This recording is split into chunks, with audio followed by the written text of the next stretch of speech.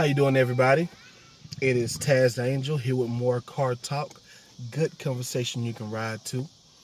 And today's episode is going to be entitled "What's Misunderstood Was Already Explained." Whew, I love my titles. And it could be me patting myself on the back, but I always feel like my titles could be like quotes on their own. You know how like a preacher will say something, they'll be like that they'll preach on his own. That's what I feel about my titles, especially this one. What's misunderstood was already explained.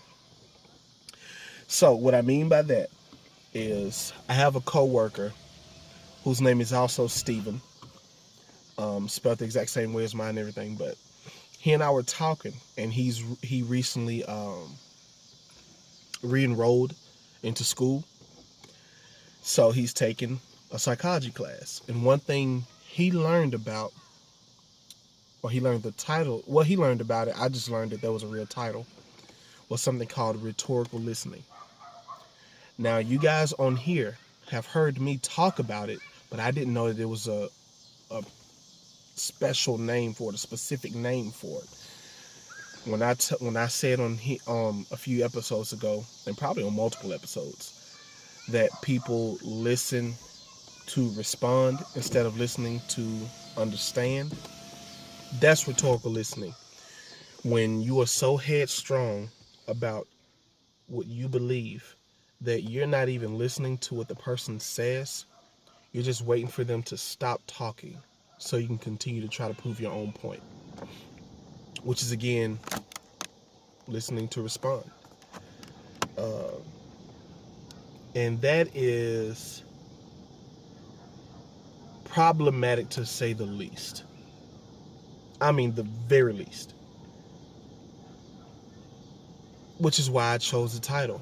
What's misunderstood has already been explained. Because I'll give you 3 instances in this episode. Excuse me. First episode, I was at work, and we recently started a program to help us account for the tools that we lend out, as well as be able to hold the people who get it and misplace it accountable. They have to come in, ask for the specific tool that they need. When we give it to them, they have to sign out the day and time, and when they bring it back, they sign the day and time that they brought it back. And when they return it, that's when I or one of my other colleagues in our lab signs approving that they returned, or not approving, but acknowledging that they returned the tool back to its rightful place. Now, a guy asked me, "Hey, Steve, where are the proof balls?" Because we have what's called a proof ball to do a proof ball test, which means in the pipe that we make, you put it in there at the beginning of the coil. So when you end the coil, it comes out, making sure that there are no blockages on the inside. Because if there were blockages on the inside, theoretically, it would stop the proof ball from continuing. And when it doesn't fall out at the end, we know that there's a problem with that coil. So I tell him, it's in that black desk right here to your right, in the very last drawer. I say all of that. In this black desk to your right, very last drawer. He goes over there to the desk, to the shelf, the tool drawer, and he pulls out the top drawer. And I said, "No, I told you it's in the bottom drawer." Rhetorical listening. When he thought he heard enough to be able to accomplish what he wanted, he stopped listening to me and just started moving because he thought he knew enough. He thought he had gathered enough information without having to hear all of the information. That is what I mean. That is, it's like I said, it's problematic. It will also make us, how do I say this? it keeps us ignorant longer.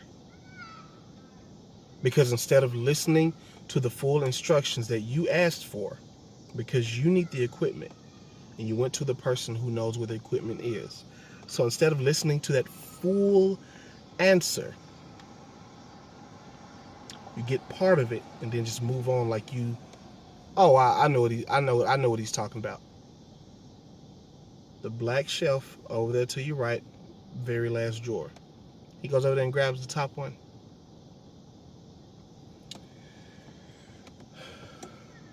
I don't personally understand it, but that's because we are all different as people. If I ask someone a question, it's because I want their answer. It is my personal belief that questions are meant to gain knowledge. So if I ask you a question and I already know the answer, it's because I believe you don't. And I'm making you think so you can get the answer instead of me just giving it to you. Or I'm asking because I don't know. But either way, I believe that the purpose for a question is for some party to gain knowledge. Even if it's to make them remember something that they previously knew or they previously learned. They're regaining that knowledge. Ooh. You see the hands though, but I know, for the listeners, my video recording phone just dropped. And I miraculously caught it with these vicious hands of mine. I'm going to scoot up a little closer to get up into the light too. Not you. Let's go down. Like, can I go backwards? Why can't I go forward? There we go. We moving up slowly, but surely. Anyway, back to it. So, and you know what? Honestly, I may only give you 2 examples. And the reason why is because for right now, I'm forgetting one. I ain't going to make it sound like I'm just doing something spectacular. I'm forgetting one. It's one that's there that I'm not remembering right now. So, to give that one time, I'll move on to the third one. This was supposed to be the last one, but hey, it is what it is. So recently, my dad made a post on Facebook, and it caused our city and the neighbor city to go into some form of an outrage for some reason. Why, I don't particularly know, because I read, technically, because it was a typed out post, I read to understand. And what he said in that post, without being able to quote word for word, but he said, our team, I don't want to say the team. Our team is 4-0, undefeated, which is something that has not happened in quite a while. And people are attributing those wins to a new mindset and the recent staff change. And he said, but the 4 teams they defeated are all 0-4. Between the 4 teams that our team has defeated, all of the teams combined have a record of 0-16. So maybe that's not so much of a coaching change or mindset change. Maybe it's a change in lack of competition. And he also says, stay focused. Better is coming. And I believe in you. You are prepared and can prepare to be better than them. He says this. And people are just losing their minds. Now, mind you, my dad coached at this same. Now, this is also the school this is the city that he grew up in from like age 1 until ever. He's still living in that same city.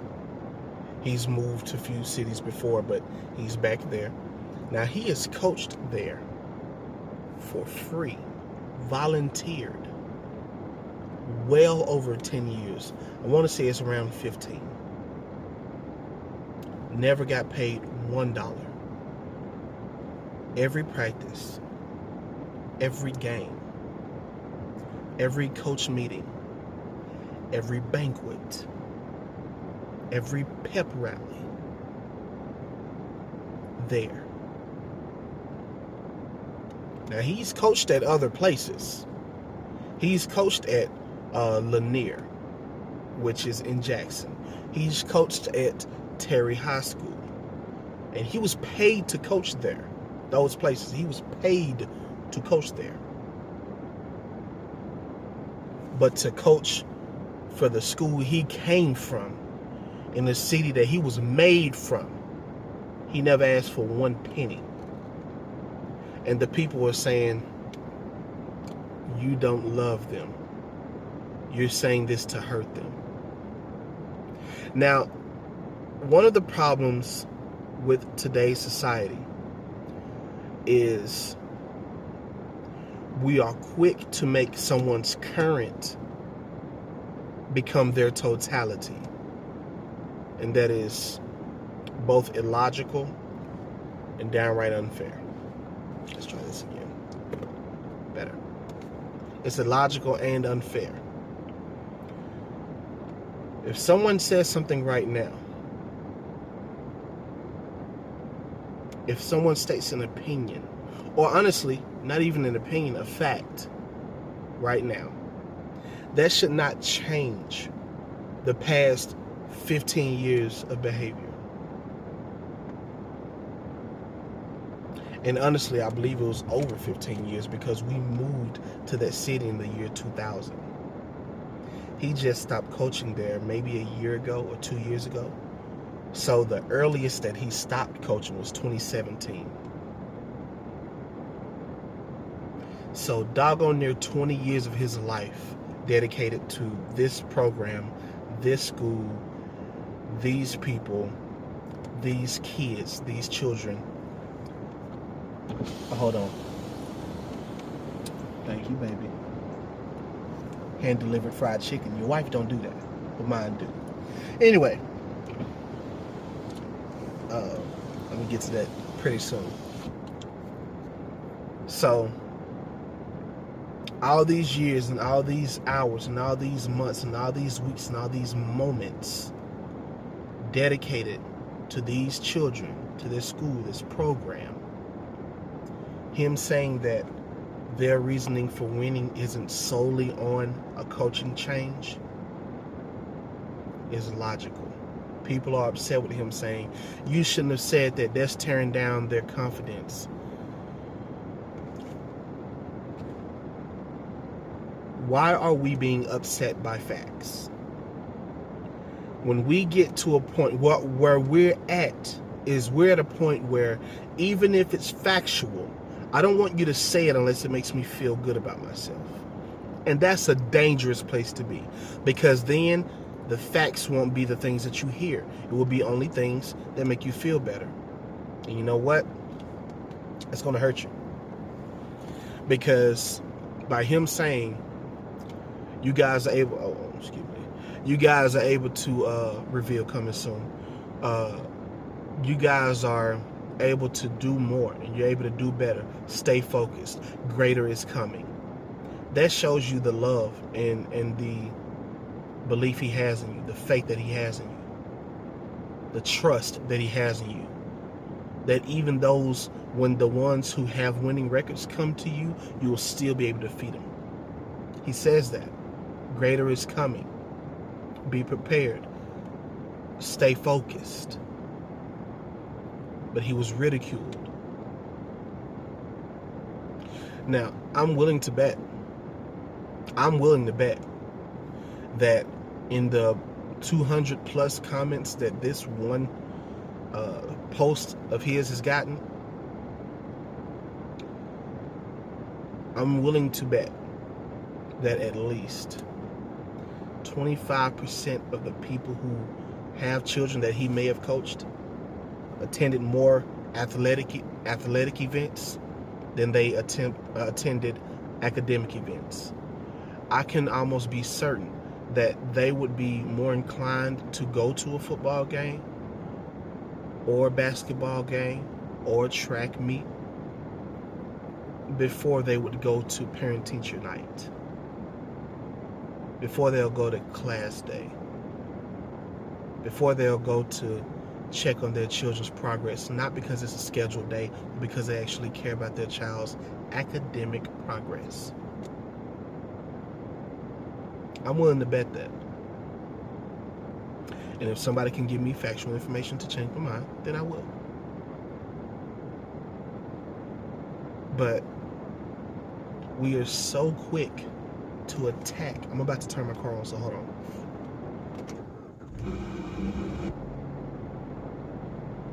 Yeah, gotta turn that AC on. It's a little warm out here. Well, they gave me better lighting too. Maybe it's because the light's in front. Anyway. Nah, I keep it. So, the problem with this is the people rhetorically listened. They listened to respond instead of listening to understand. Because what he said was factual. There was no emotion involved. There was no opinion involved. He said, all of the people that they have defeated, all of them are winless. It's not the best idea, or it's not the most accurate idea to say that their winning is only because of a coaching change. That's logical.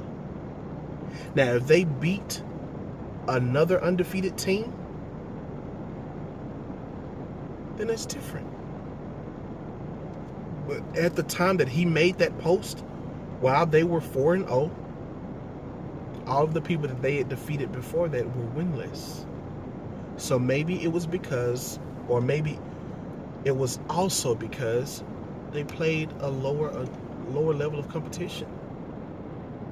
Because right now, with these, if I get a 15-year-old and say, hey, let's go curl and see who can win. Let's go bench press and see who can do the most. I'm most likely going to thrash them unless you just give me a freak of nature. Or if I put this up and say, hey, let's play lick for lick. I punch you in the face and then you punch me and see who will get knocked out. And I do that with a 10-year-old. Don't you think I'm going to be undefeated in knocking out 10-year-olds? Just realistically. Just realistically. Look at this hand. Look at this hand, fam. If I put this on a 10-year-old, full force, in the face, we playing lick for lick.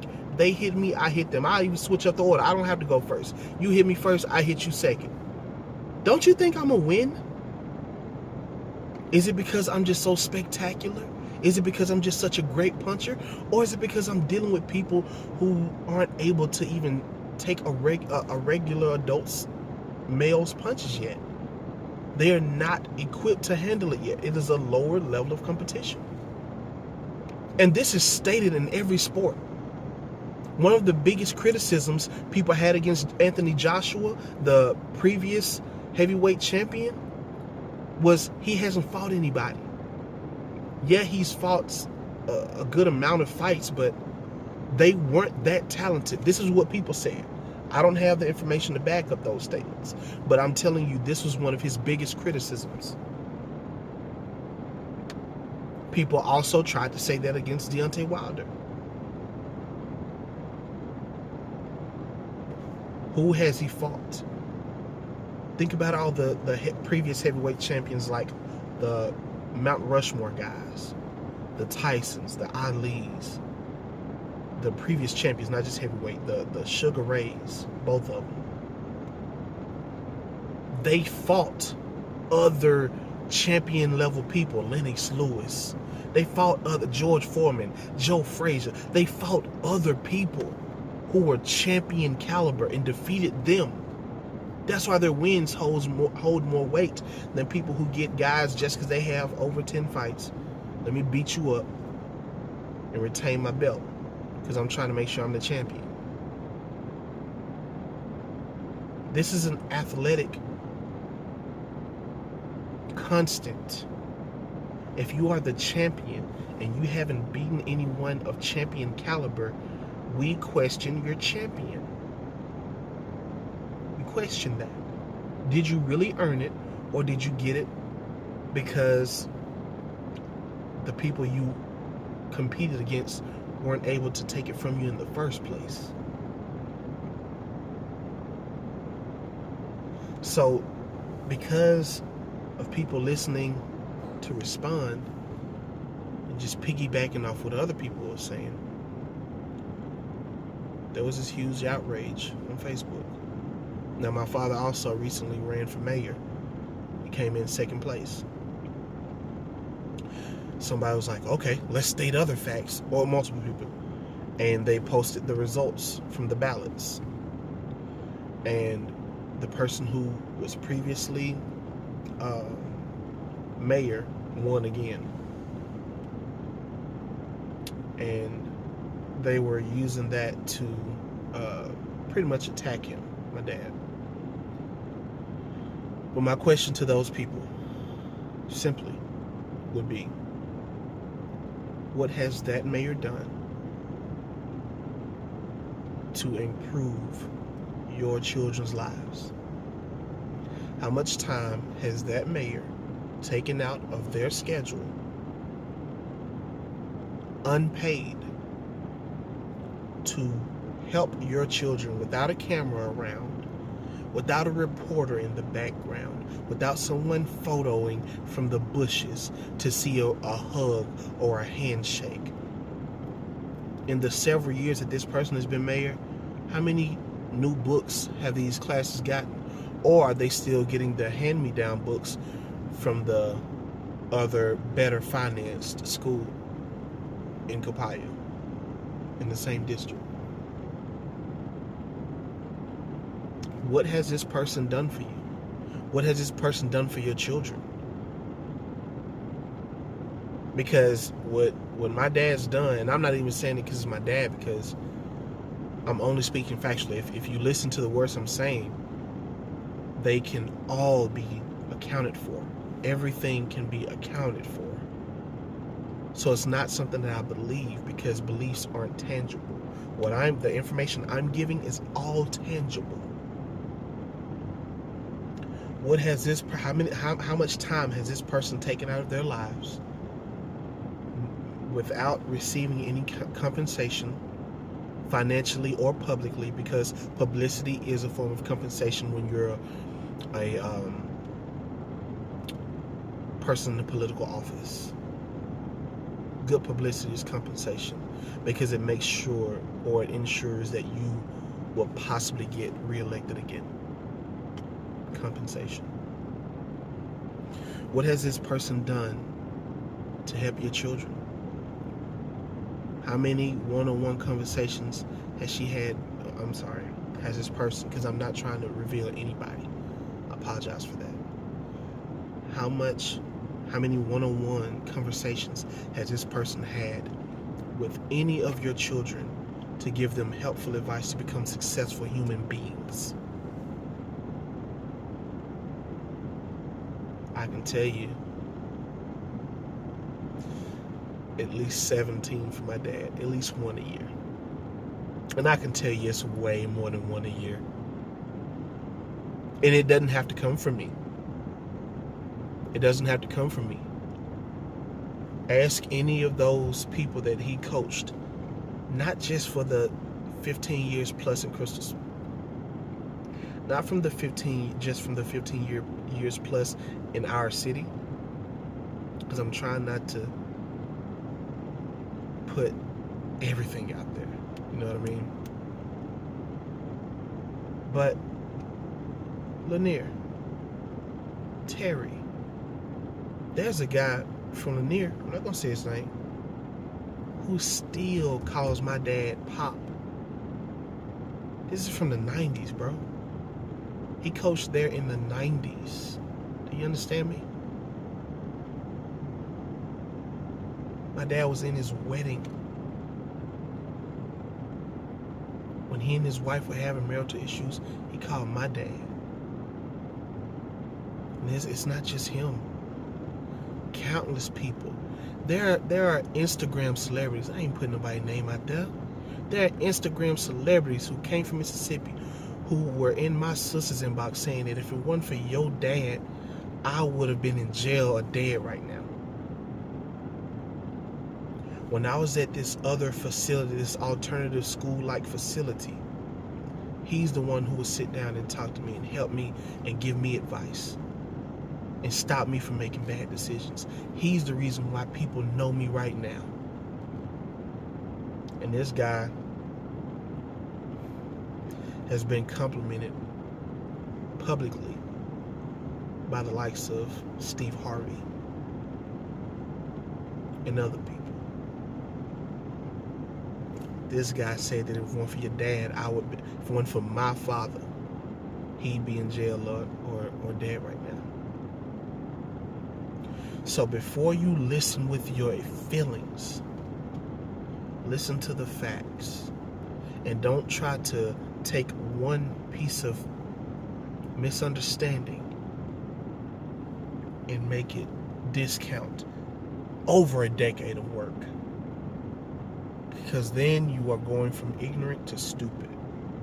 The difference between the two is when you're ignorant, you don't know better. You are unknowing. I am fine with ignorance. I'm not fine with speaking out of ignorance, but I am fine with ignorance. If you don't know something, I can't be upset with you for not knowing. But if you don't know something, don't talk to me like you do. Right? But stupidity is knowing better and choosing not to do better. I can't go along with that. So, to ensure that you don't become a person who actively speaks out of ignorance or stupidity, gain knowledge, listen to the specifics, gather the facts. Don't partially listen. Don't just let the words go into your one ear and not the other just so you can respond. Listen to understand. That is what separates a debater from an arguer. Arguers don't listen. I'm just waiting for you to stop talking so I can prove to you why I'm right. That's an arguer. A debater is, I'm going to tell you what my belief is, and I'm going to listen to yours after. I'm hoping that I'll change your mind, but I'm willing to have my mind changed. That is a debater. And in my opinion, that is a better, more functional person as a whole in society. That type of person will affect better change in this world than an arguer. Don't listen to respond. Don't rhetorically listen. Just, okay. And just going about your business like nothing ever happened. Like nobody ever told you anything. Don't do that. Because not only are you doing yourself a great disservice, but you are doing society and everyone around you great damage. Because the people who believe in you, the people who trust your word, are now being misled because of their trust in you, because of their belief in your mind. Man, if he said it or if she said it, it must be some truth behind it. Because of their trust in you, now they are being misled, and a whole lot of people are speaking out of ignorance. What's misunderstood was already explained. I already told y'all I believe in y'all. I already told y'all to stay focused. But I also want to be real with you and say, hey, don't believe the hype. Don't let these people hype you up and believe that you are unbeatable. Stay humble. Work hard and stay humble. In the words of Big Crit, thank God and stay humble.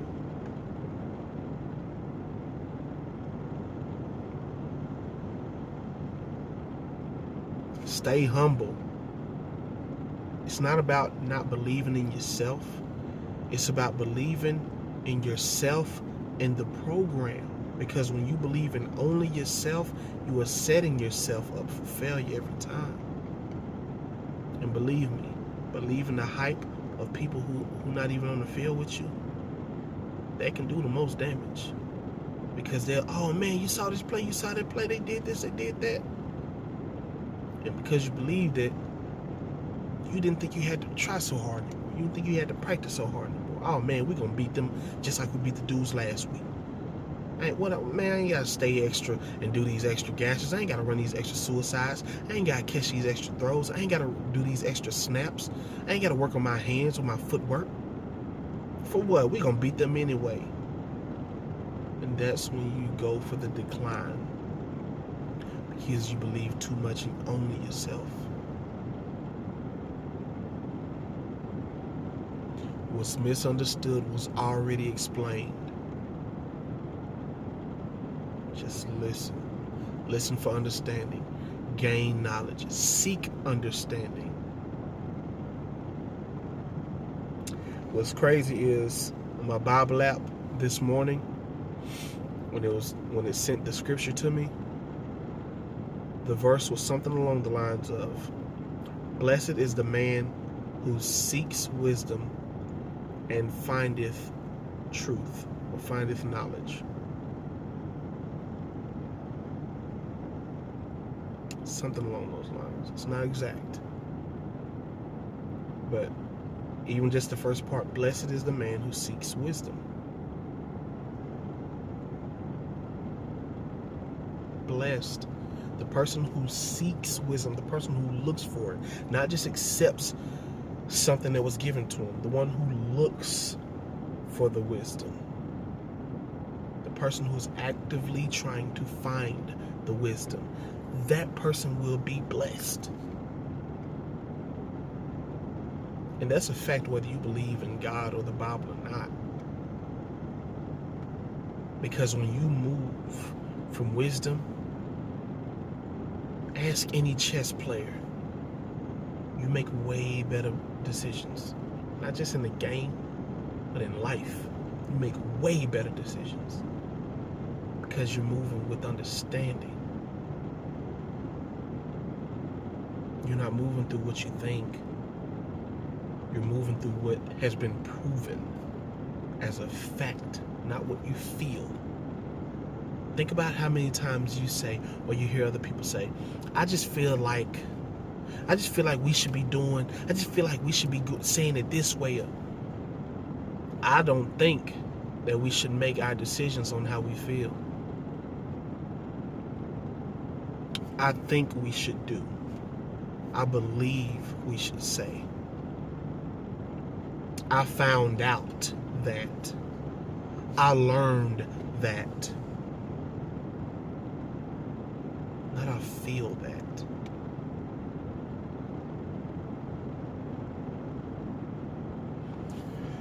What's misunderstood was already explained.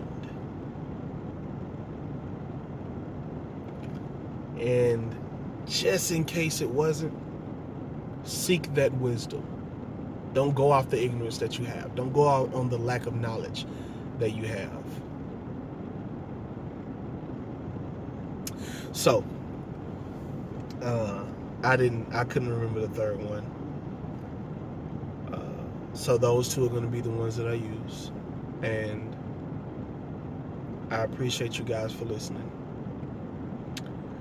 If this was helpful in any way, I'll ask that you make a contribution to this podcast so it can become more frequent and I can put more time and energy into it by donating to my Cash App, which is, my Cash App name is $Tazz the Angel. And my PayPal is PayPal/Tazz the Angel. Both of them is just Tazz the Angel. The more you donate to that, the more I can focus on this and focus on different topics and put more time and thought into what I want to say and how I want to say it. And I can help more people more frequently. I'm having to do one episode like every 3 weeks, maybe a month now, because I'm having to do more working to bring in more money.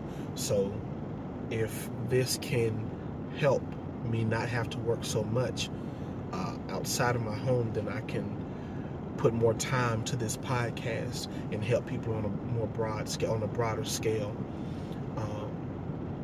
so we can help each other. You know what I mean? Because it's not just, hey, take all this help and don't give me anything in return. I want to hear your replies. I want to hear your thoughts, whether you agree with me or not. I would only ask that we converse respectfully. If you disagree with everything you've ever heard me say, I just ask that you respectfully tell me that. I think that's a feasible thing to request. That's fine. I'm open to dialogue. I'm open to a conversation of why you believe I should have changed the way I said this, or I should have timed this a little differently, or I should have named that differently. This person is pulling up at my house.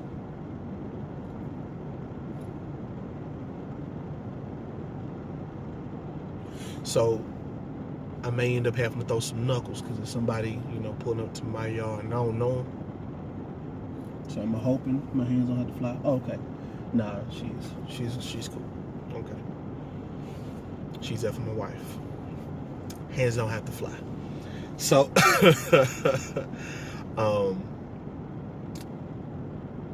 yeah.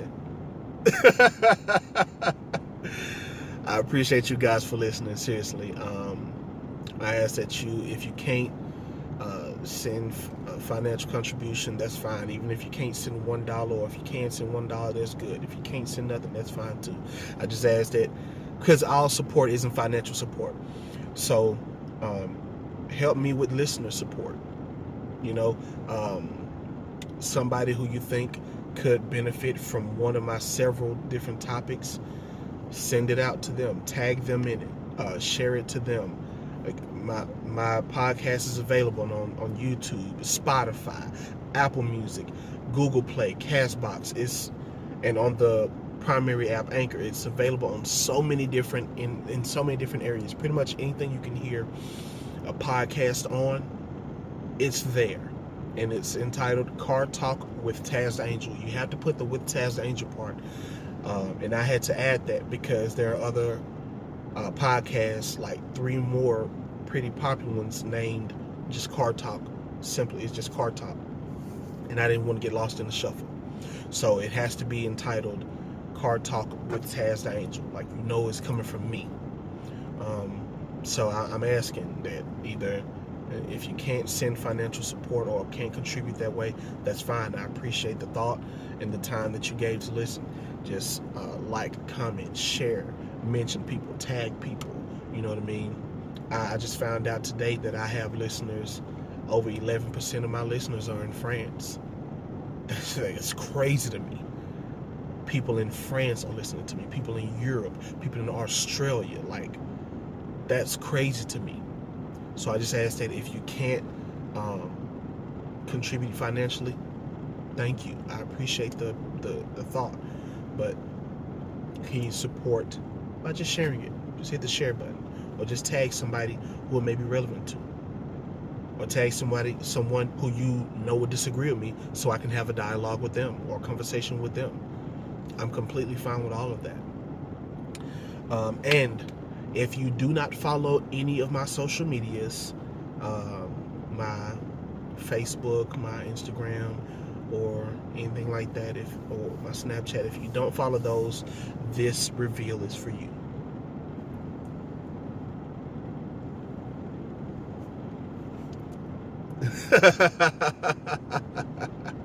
This reveal is for y'all.